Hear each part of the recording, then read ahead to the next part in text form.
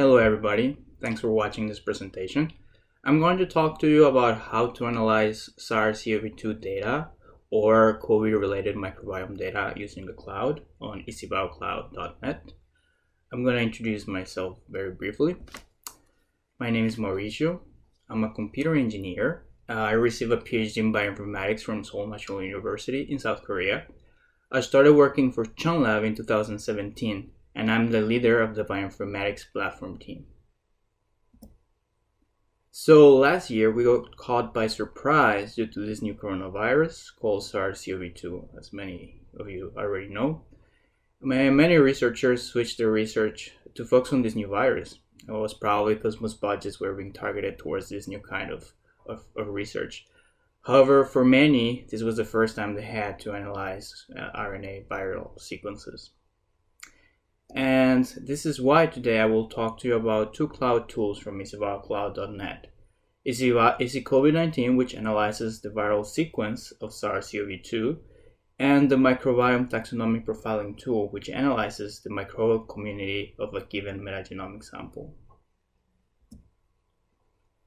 So it all begins with a nose swab, followed by a sample prep and sequencing. And once you have your raw data, all you have to do is upload it into EasyCovid-19 and you will get a full analysis report.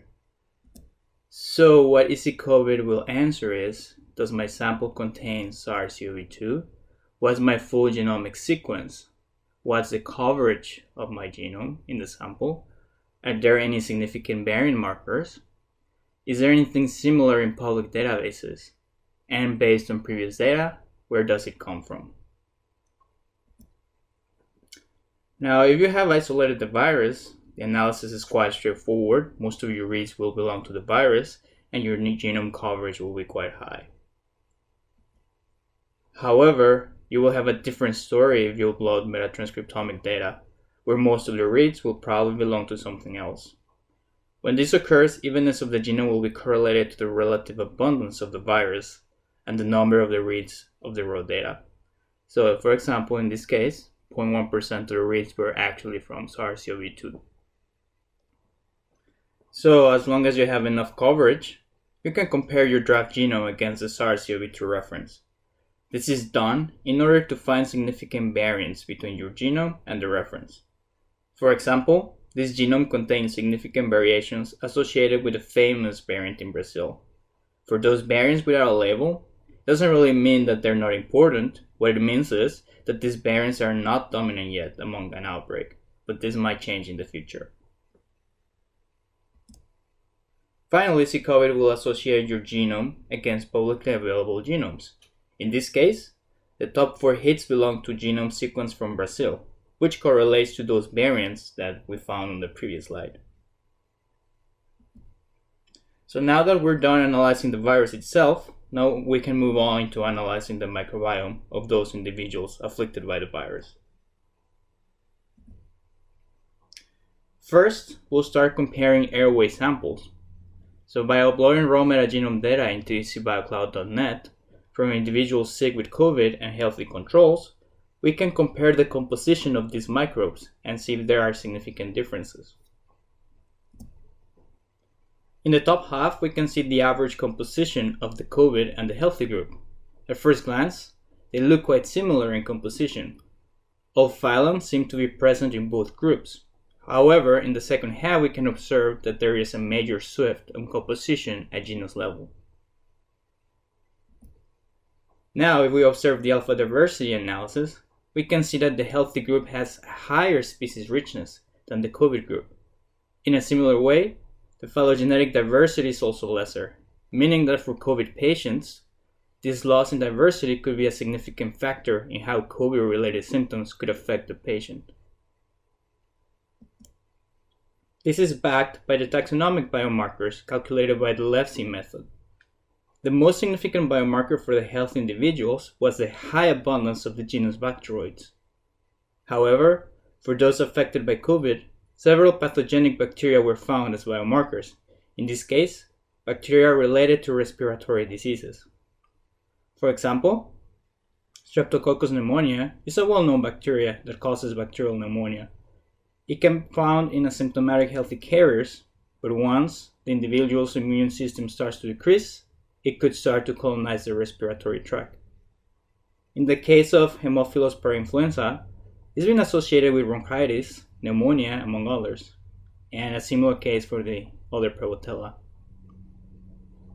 As you can observe, the healthy controls also have some of these pathogens, although in less abundance, which helps to the theory that most of these opportunistic pathogens could be present in most individuals, but only when there is a change in the immune system, they could take advantage and start colonizing. This could also be a hint of why some individuals have worse COVID symptoms than others, and it could be correlated to their natural microbiota during their quote-unquote healthy status. In a very similar way, we are going to compare the gut microbiome of the same healthy and COVID-infected individuals.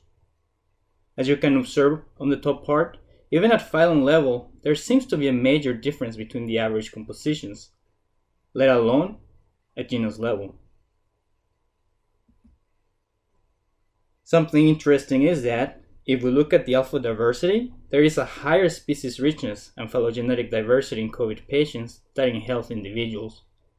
This means that healthy individuals have more in common than sick individuals, as it seems that each patient might have their own unique opportunistic pathogen bacteria that might not be shared among other sick people. This is also shown by the OTU clustering analysis, where if we cluster the 16S gene sequences of those bacteria present in the gut, there is a higher diversity in COVID-infected patients than in comparison with healthy individuals. The gut biomarker analysis showed very similar results.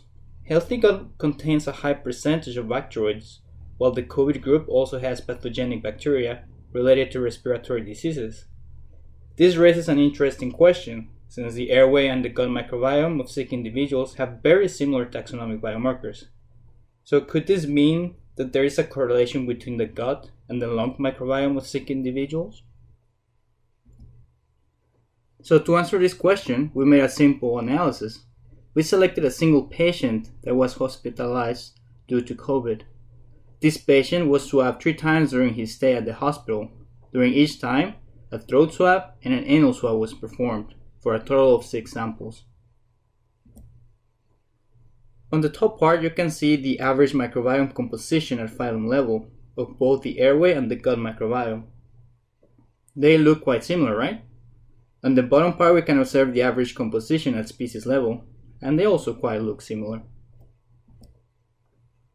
So to confirm this, we analyzed the alpha and beta diversity of these samples, and as you can see, on the left side, the phylogenetic diversity is quite similar among both groups. Even more interesting, on the right side, you can see that the beta diversity of the sample is also quite similar. Surrounded in a circle are the anal and throat swabs sampled on the same day, showing that indeed, their bacterial composition is quite similar. The reason for this could be due to the proposed gut-lung axis, which assumes certain microbial interactions between the gut and the lungs. Changes in the gut microbiome composition are usually associated with an increase in susceptibility to respiratory diseases and modifications in the immune responses and homeostasis of the lungs. In fact, actually, many studies have shown that patients with chronic gastrointestinal diseases, such as IBD, also have a higher prevalence of pulmonary diseases, and something similar could be happening with COVID-infected individuals. Now, there are plenty of limitations on these studies. First, the variation in the sample microbes due to the difference in lifestyles. Also, the sample size. And the gut-lung microbiota could be more significant. So sometimes just comparing healthy versus sick individuals, it could not be meaningful. Another thing is the definition of what a healthy individual is. I mean, if we compare healthy individuals from the United States versus healthy individuals from Japan, are we going to get the same results? And finally, we have to take into consideration the treatment of COVID patients, because usually at the beginning, COVID patients are normally treated with a high dose of antibiotics. So this has to be taken into consideration. If you're interested in doing your own analysis using the cloud, you can just go to easybiocloud.net and try it out by yourself. All you have to do is create an account and you're ready to go.